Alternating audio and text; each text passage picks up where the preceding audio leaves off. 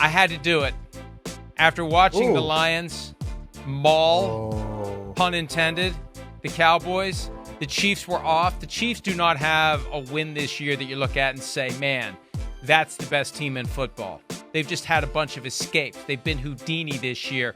The Lions, after what they did to the Cowboys, they were 2, Chiefs were 1. I flipped them.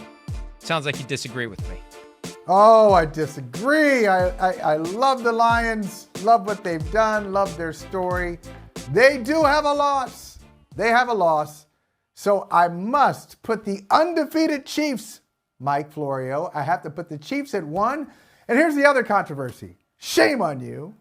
Shame on you. Your biases are still working against you. We're going to try to heal you from, 50 years of pain, 50 years of disappointment. The Minnesota Vikings need to be number 2 over the Lions. The Vikings have to be 2.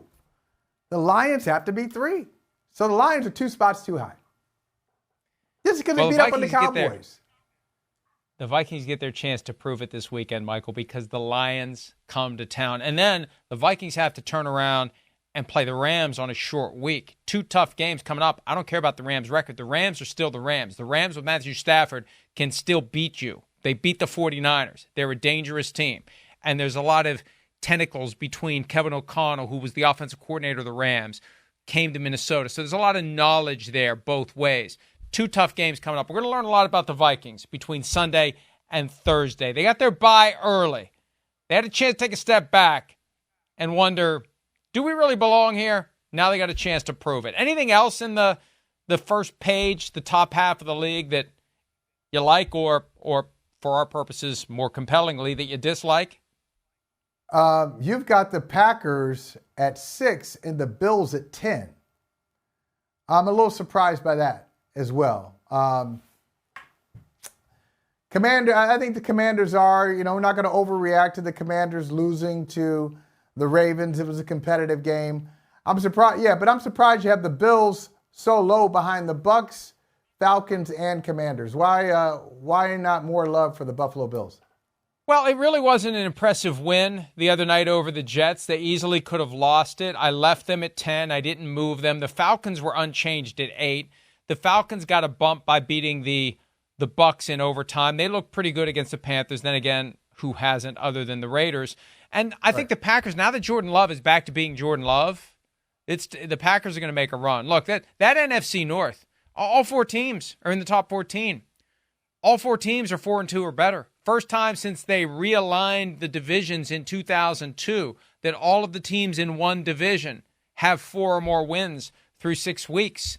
All 4 have a chance to make it to the playoffs with 3 wild cards. One of these years, it's going to happen. One of these years, the 4th place team in one of the divisions is going to be better than any of the 2nd place teams in the other 3. And maybe this is the year that it happens. Yeah, I'd say on the Buffalo game, it was an impressive win because it's a divisional game. You don't have Ed Oliver. You don't have James Cook. You got Khalil Shakir at probably 80%. He did play in the game, but he wasn't himself.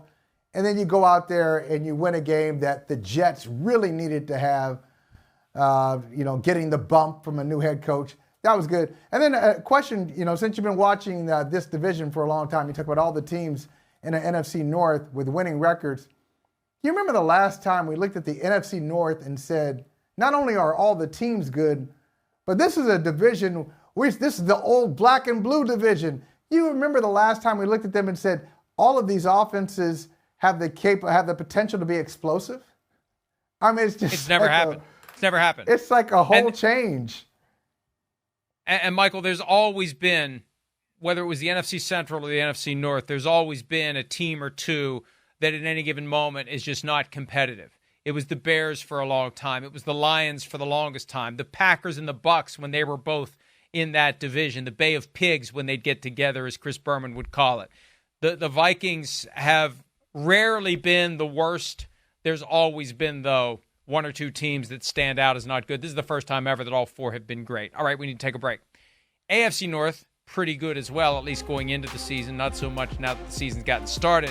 The quarterback who was supposed to be the starter in Pittsburgh entering the season, could be ready to go. We'll discuss that next on PFT Live.